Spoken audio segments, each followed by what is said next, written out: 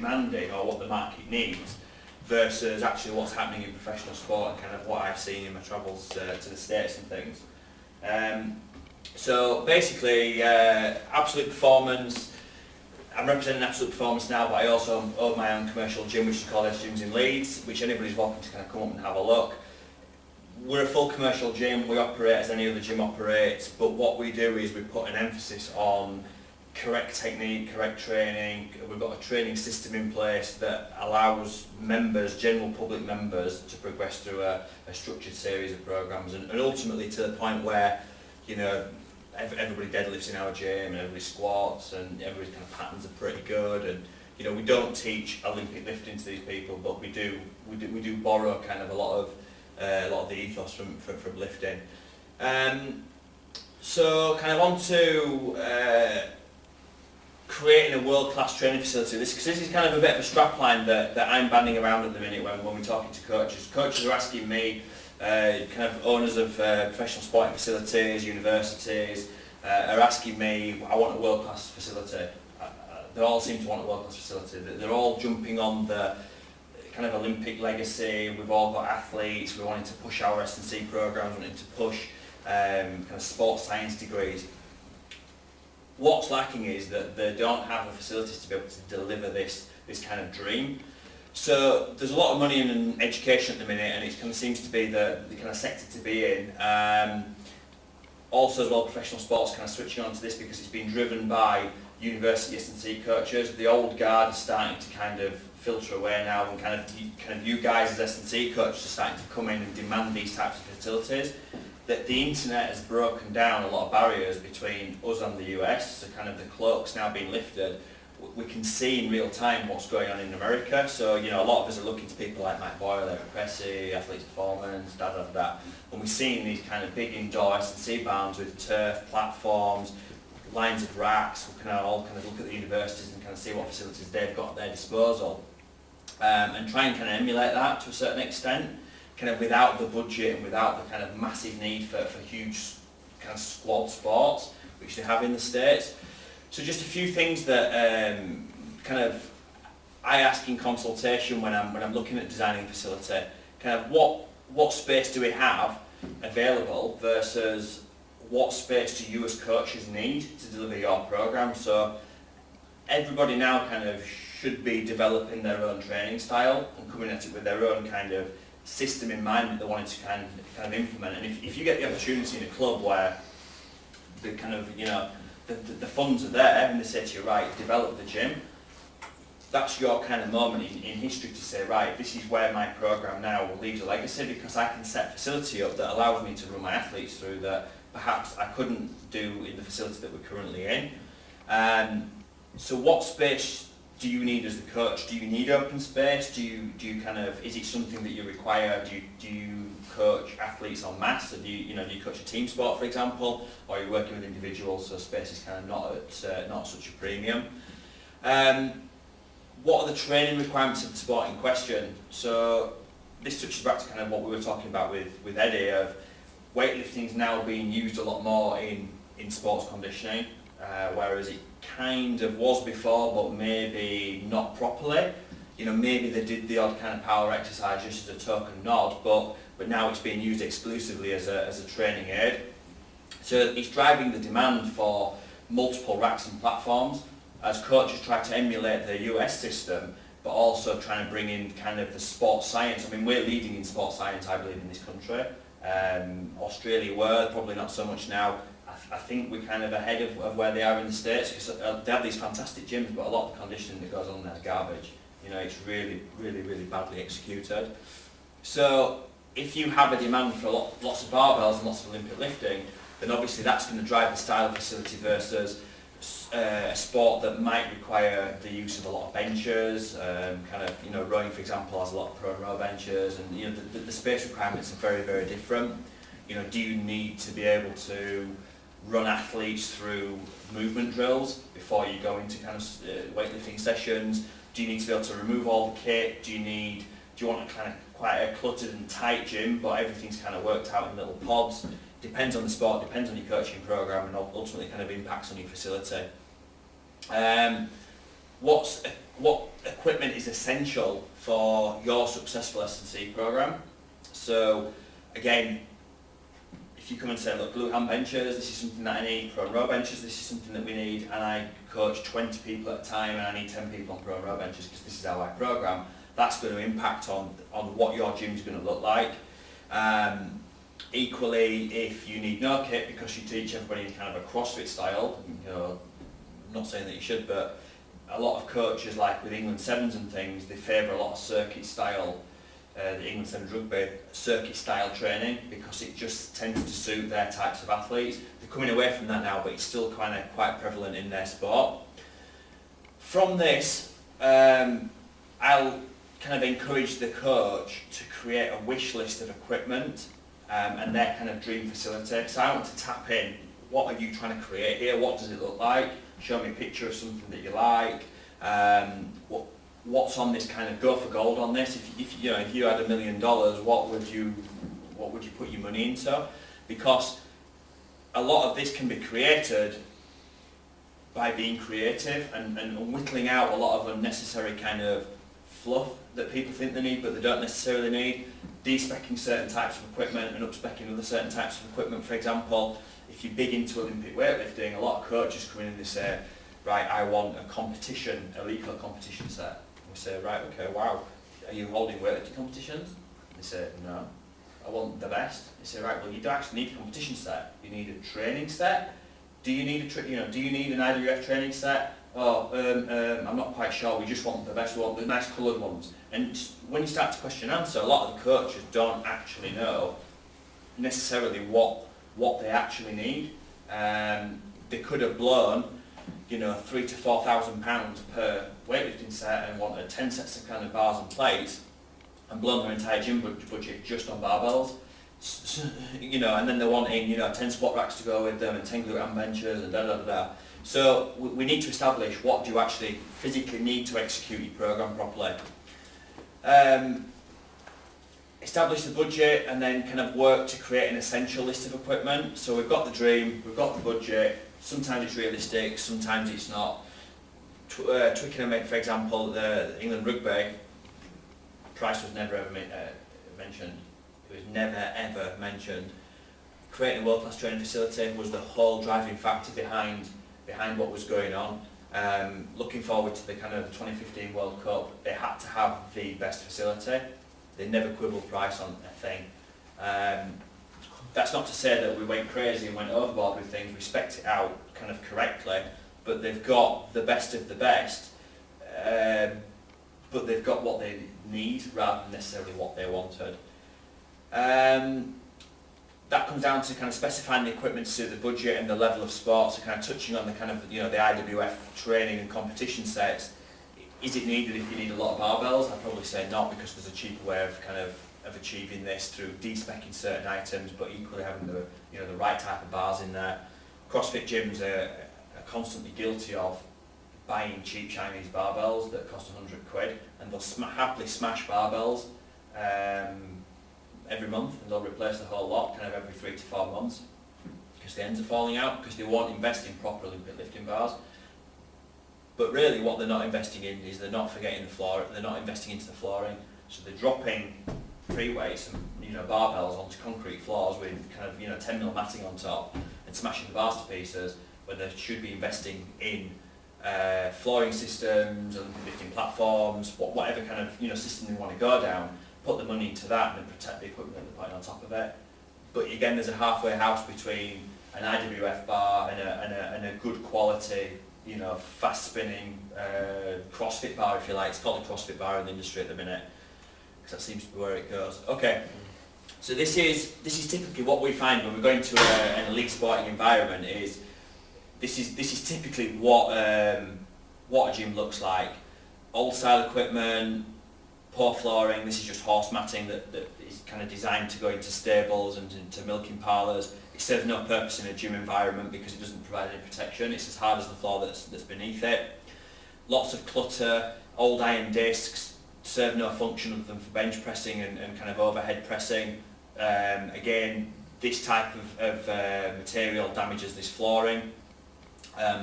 These are all kind of racks stood on top of flooring, so we've got loads of different levels here. So the space it leaves in this area can only be used as a walkway. So this gym serves no function other than serving the equipment that's in there.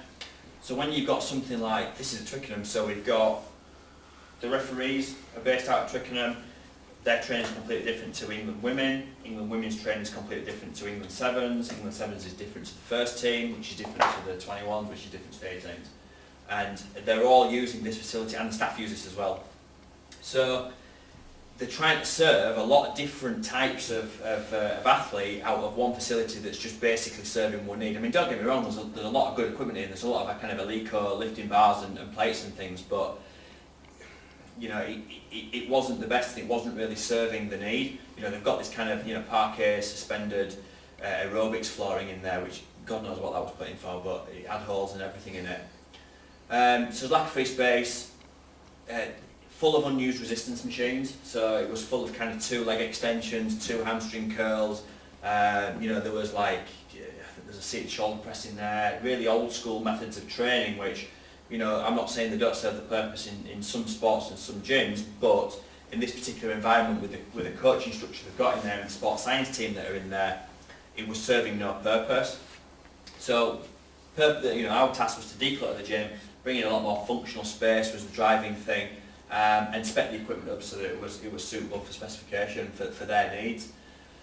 Going on to kind of how the gym looks, this is something that I'm kind of quite into, is creating a facility that's driving the method from upstairs. So with England Rugby, they put a lot of emphasis into the branding. So I don't know if you watch the international, but if you notice when they're in the tunnel and when they're in the stadium, there's messages up everything. These messages change every game. There's a different kind of language that's been spoken to the players, and one way of integrating the ethos of the team, which is obviously coming from the head coach, Stuart Lancaster in this case, is to have branding opportunities in this environment. So this is where they're practicing the art of kind of getting stronger, fitter, faster, whatever it is they're working on, and then taking that out onto the field. So it's a good way of getting into the players' heads and getting branding opportunities into there that I'll come into. So it's quite a cold environment and quite a stale environment is this, and it's not conducive to kind of progressive training. So this is how the facility looks now, to a certain extent. There's a lot more branding up in here at the minute, but this is kind of when the kit first went in. So just going back to the solution to their problem, obviously before we had this kind of tight walkway in here. I mean, this gym's not massive. It's not huge by any stretch of the imagination. It could be 1,000 square feet bigger and it'd be better for it, but this is the space we've got, and obviously we have to be able to, you know, train a rugby team in there. Big thing was getting this integrated flooring solution right. So we got rid of all the trip hazards, which were the old Olympic lifting platforms, and we put a flooring solution in there whereby the weights can be dropped anywhere on there. So you'll notice there's no designated Olympic lifting platforms. So this is for a reason, and it's so that they can strip all the kit back. There's no kind of storage islands and weight trees and things in there, and they can use it to be able to do things like walking lunges and kind of, you know, more movement-based activities, which is what the current coaching structure is kind of favouring over and above the old static way that England used to train. So anybody can drop anywhere. From a facilities point of view, it protects your floor that's beneath it. You're not having to replace kit. All this is IWF accredited training bars. It's all WorkSan. So WorkSan's out one of our brands. It's all pucker gear. They've got the right equipment. Everything has to be right. So what this gave us an opportunity to do is tap into the marketing department's kind of method. So we branded up all the plates with England Rugby. All the racks are kind of custom powder coated in their colours. Brand reinforcement kind of going on with the colours of kind of the facility. It used to be green for some reason, but now it's not.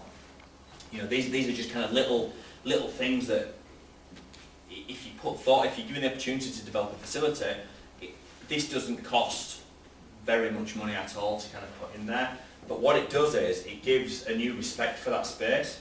So what we tend to find is that when you put branded equipment in there, and you know the benches are branded and everything's coloured up, people feel a part of it and they get that kind of sense of ownership over it. And before that gym used to get tracked like shit. I've never ever seen a facility being so disrespected that I've ever been in. It was appalling. And this is kind of the the pinnacle of the sport. And players were allowed to just go in there and do what the hell they wanted. They could just literally get a 600-pound barbell and just throw it on the floor just because they could, and nobody'd ever tell them not to. They'd throw foam rollers at each other, they'd boot them around, kick the punch bags, and it was just a really badly kind of organised structure. So just kind of touching on this turf system that we've got in here as well. One of the key things was there's a door down here that goes into the new changing rooms, and what they want to be able to do is on match days is come out of the changing rooms and into this kind of turf area here. So this turf area's got a critical fall height of I think about 3 metres, so it's actually layered up to about kind of 50 mil. And what that means is that they can come in and they can practice kind of like drills, movement-based kind of activities. The kickers can kick into a curtain that gets drawn across this part of the gym. It's got a big kind of kicking wing on there as well. So this is kind of pivotal to England's kind of preparation on match days now. This gym's serving an actual purpose. Players are coming in there and it's all part of the warm-up routine. They're coming into foam roll, they go in there, they do some kind of light power complexes, and they kind of put a little bit of weight through the body just to kind of get them kind of switched on to physicality. There's a rucking area behind the curtain which has a rubber infill where they can kind of dig the studs in and do some kind of tackling or wrestling work. This turf that's in here that's kind of got the shock pad underneath it is FA turf, so it's artificial turf that's designed for FA, and what that means is it's multi-directional, so they can come in there and kind of do some more movement-based things. So there's a prowler track in there as well, that red turf's where they push the prowler up and down, and there's a plyometric surface beneath it, but everything's at one level so that anybody can walk anywhere on that surface. So this is a kind of really well thought out solution that serves a lot of different needs for a lot of different, it's the same sport but a lot of different kind of training practices. Again, it's just applying thought to a situation. That's what I'm trying to stress is if you know what you want to try and achieve with the facility, rather than just order a load of kit, actually think it out and kind of create something that you can actually use. And again, this is highly spec'd, but it wasn't massively expensive in the grand scheme of things. The stand above where we are had I think it was a kind of a £10 million refurb while this was going on, and this probably cost about 150k, which in kind of to say it's Twickenham and it's the RFU, it wasn't an awful lot of money to kind of be spending. Then spent 20 grand on 2 treadmills. So just kind of going on to these slides, this is Sheffield Hallam University. At the minute they've kind of got a gym that represents the original England gym, where it's very cluttered. They've got double racks in there. The platforms are kind of all over the place. The space doesn't serve any purpose other than for Olympic lifting. Now, they're renting their facility out on a commercial basis to a lot of different sports. So what it means is there's a lot of different coaching demands on this space, and again, this is not a massive space. It's probably smaller than the RFU gym at Twickenham, but still you can get 6 platforms and racks in there. So what we've got here is we've got this integrated flooring solution that we've got down at Twickenham. We've designated dropping zones on there because they want to be able to do Olympic lifting on there. We've given the option where half of it's rubber insert and half of it's wood insert. Purist weightlifters, you might only want to lift on a wood insert platform. Is that right? Or do you not care? The problem with the wooden is when they varnish and become slippy. Yeah. So I prefer rubber or the surface which is it's got some of the footwood grip. Yeah. So what we come across is some coaches don't care, they just want to lift on rubber for grip purposes, and they're just kind of not really bothered about the wood centres. And some purists will only ever lift on a wood centre because they believe that the noise and the kind of it aids whatever they're doing. So again, you can spec this to suit whatever the requirements of the coaches are. We've got a prowler turf running through here. This is all at one level, so it's all seamless, so you don't feel like you're stepping off or stepping onto one surface. I personally want to change these to rubber so that this whole space can be used as like more of a kind of a plyometric space, because the properties of the floor will allow for kind of a certain low level amount of plyometrics, I'm thinking warm up and things like that. This is what the gym looks like with kit in. So this is not the final design and kind of not probably how it's going to end up being, but they've got a heavy demand for a lot of racks. They don't have bench press stations, they don't have kind of military press stations and things like that. Everything's done out of power racks. These will probably swap to squat stands, which can be pushed out of the way to give more space, and these will probably go down to half racks. Again, push them back and create more open space, so they can run more kind of movement drills for warm-up routines in there. They've got a lot of open space for foam rolling and a lot of kind of movement prep work, which is how their coaches are coaching down there. Again, everything's branded. These are all 3D images, but this is how this kit's going to be. Again, it's all in university colours. Big message from upstairs at Sheffield Hallam was we've got a brand standard in place, we've got some brand guidelines, we're really pushing this kind of university sports team. So this team, Sheffield Hallam's team SHU, is massive for them. So again, we've tapped into it. We've got all their kind of branding on the plates, branding on the dumbbells, obviously all the floors branded up. They want to go for this university look because for them, getting people on S&C programs is massive business, and they want to succeed in this program, and they're putting a lot of investment into it. Another image of kind of what this sort of facility looks like. Again, this is probably all floored and all finished with kind of IWF training sets in there. It's probably about 70 grand to get that sort of a facility, which when you consider leasing options and things like that, and the whole thing can be leased, to get this sort of a facility into a professional club is not an awful lot of money when they're paying out certain kind of amounts in wages and for kind of other things. What we tend to specialise in the company is bespoke solutions to problems. So like Sheffield Hallam, like the RFU, you know, we've fit Saracens gym out in there, down in London. They've got a need for double racks because that's how they like to coach. This is not a massive facility, but they have a need for a lot of racks and platforms in there. This is in Wales somewhere. I can't remember exactly where it is, but I think it's in North Wales. Again, this is an integrated flooring solution. It's the same tiles as before with hardwood centres in there. It's surrounded by hammer strength and life fitness resistance machines. It's in a commercial facility, like a standard kind of council gym. But what they can do is they can have Olympic lifting in there, so they'll close it off and they'll start to run a weightlifting kind of squad through there.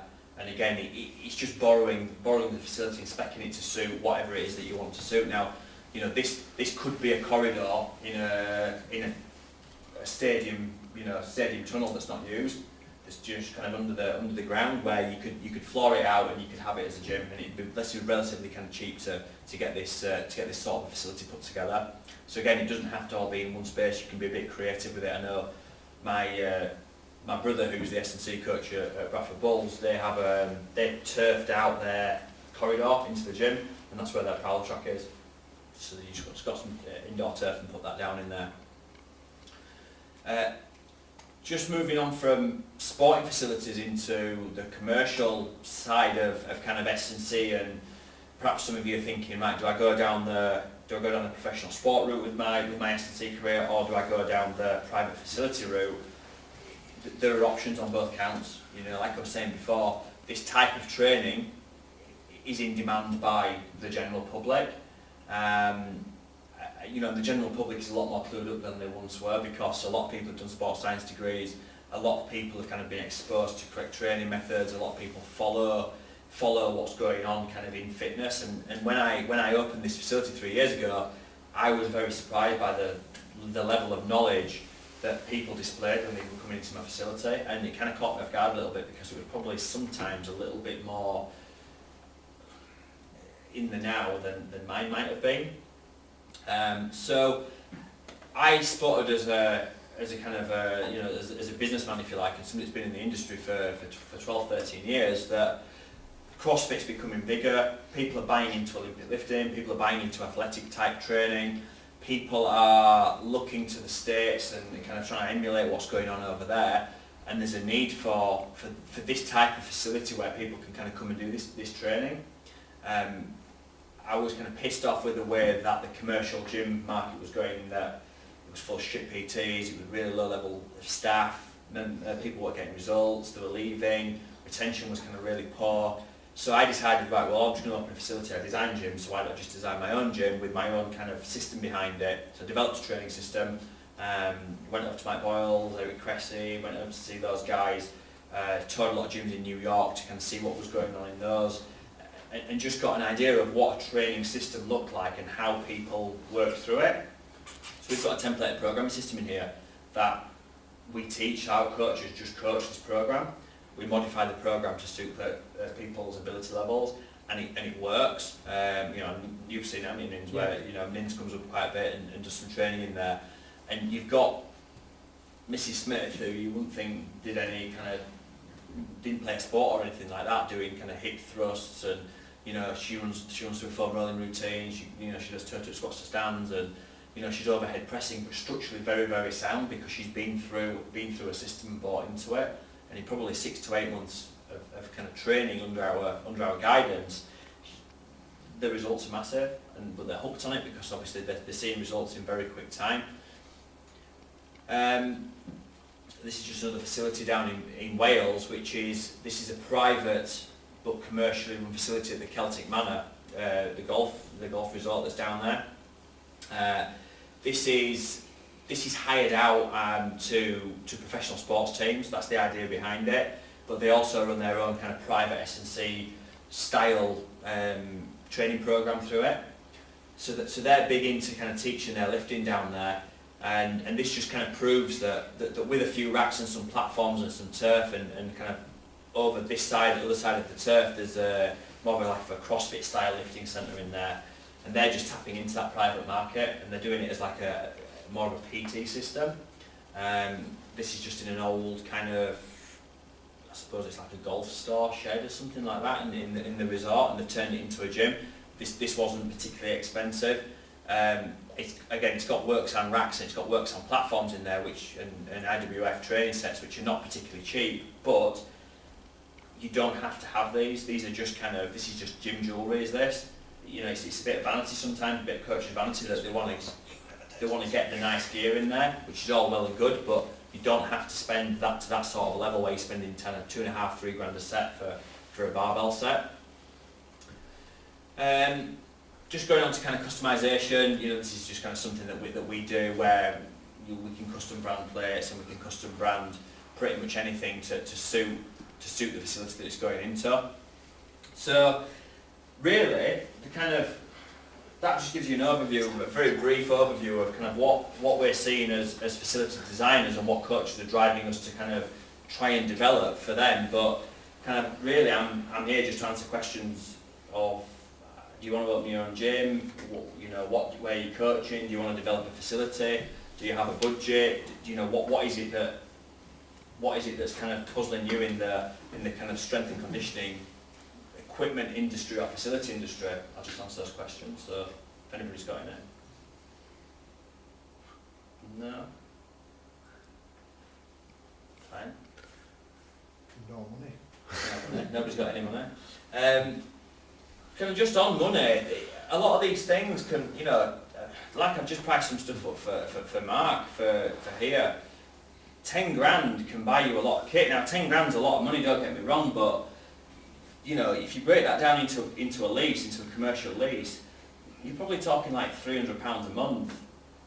And it's like I said to people when we're specing a facility, rather than hold back on what you think you can't afford, tell me everything you can, because actually what you might think is expensive at £1,000 might only be £30 a month. Now, if that's the difference between getting an athlete to train in there, or getting an athlete to achieve, or bringing in 100 members in your gym, it might just be worth that £30 a month just to invest into that piece of equipment. Every commercial facility leases their kit, nobody buys the equipment. You know, and I'm talking England Rugby, David Lloyd, my gym, you know, we don't buy equipment, we just lease it because it's the most cost-effective way of doing it. So sometimes as an S&C coach, I'll kind of try and steer them to say, look, why don't you go back with a bit of a business model to say, I need a facility to be able to churn out these players to this level, and I just need £600 to £1,000 a month from you guys to invest into this, and we'll lease it, and it's cost effective, and da. So sometimes it's a bit of a chicken and egg really, where you've got to try and educate your peers into coming around to your way of thinking. But you know, this is kind of what we do on a daily basis, and this is where really we try and educate the market to say, if you want to open your own facility, it's actually not that hard to do. Yeah, it is hard to do, but it's not that hard to put together. It's actually, the dream can be achievable. You know, two guys can go together, 2 coaches, throw some money in each, get a lease on a load of equipment, go and take a lease on a building, and you can have your own like ball facility, because there's nothing fantastic about these places that everybody kind of dreams of owning. They've just got off their arse and they've got to own them. And if you want to put your mark on what it is that you're doing, you can build these facilities, and they're not that expensive to do, and you know, you can churn some real results out. So kind of what you're doing, you know, with your equipment and where you're training, you know, crossing it over into more of a sports performance model where it's not just exclusive for weightlifting, or you're creating a facility where perhaps weightlifting club can come and rent. They can be commercially viable facilities if you run them as a business. There is a need and a demand out there for these facilities. And so, do you know equipment that you say you've already got equipment at a club, for example? Can you rebrand the equipment? not what benches you can. So what about weights and stuff like that? no, weights you can't, because it's cast into the set into the mould when they're produced, and then it's obviously coloured from that.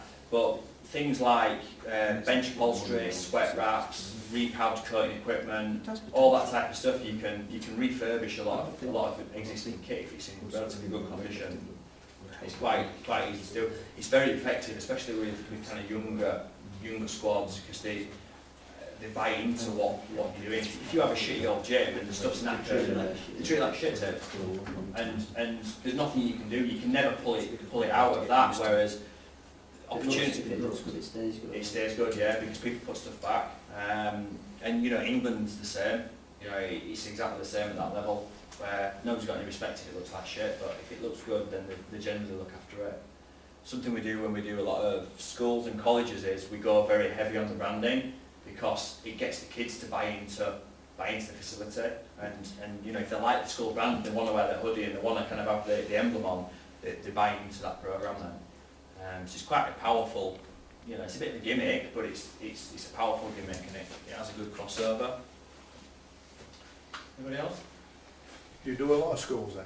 Yeah, lots. And what kind of equipment are you putting in there? It depends really on the level of school. I mean, if a school's running a GCSE PE programme, they tend to still favour some machines, because they have to engage girls on a level, and they have to be able to teach a syllabus, and that syllabus might involve certain kind of movement patterns on machines. They are PE teachers and not S&C coaches, or sometimes they're only PE teachers. So their grasp of gym training is not as high as what you think it might be, because you know, they're skilled in football and cricket and rugby. They're not necessarily skilled in gym, because they might not do gym.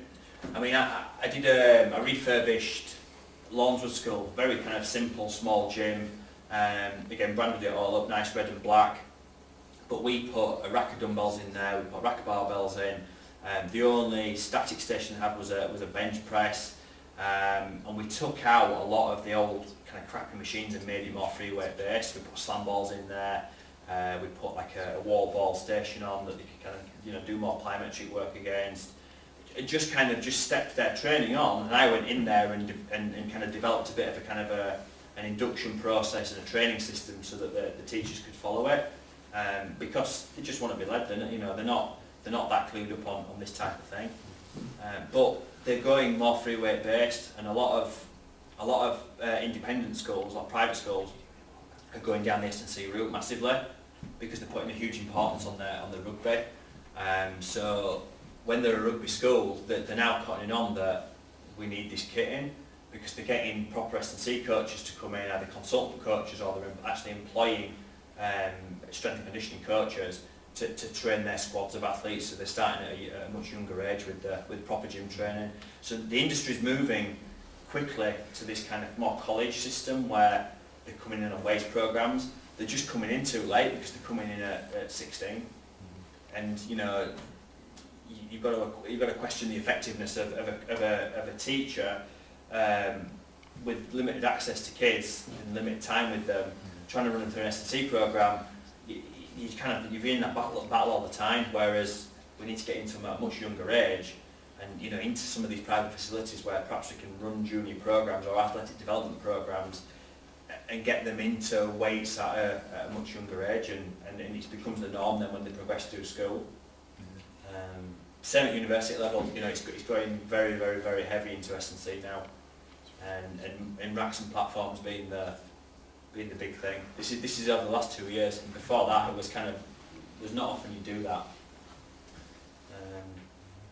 So yeah, I mean, like Harrow School, you know, down in London, they're rowing S&C gyms, this is rowing only. I think they've got 15 platforms in there and 15 racks. They're just massively into. I mean, this is just you know, it's one sport. It's a rowing, and it's probably first and second rowing team that can use it, and that's without the rugby gym, and that's without the kind of the general then school gym. So they're putting big money into this because they're wanting to churn athletes out because they see it as a big revenue earner for them. You know, they're using it as a business, and they're using like they do in America. You come and study here. You know, we'll put you in the team. There's the program. We'll get you drafted.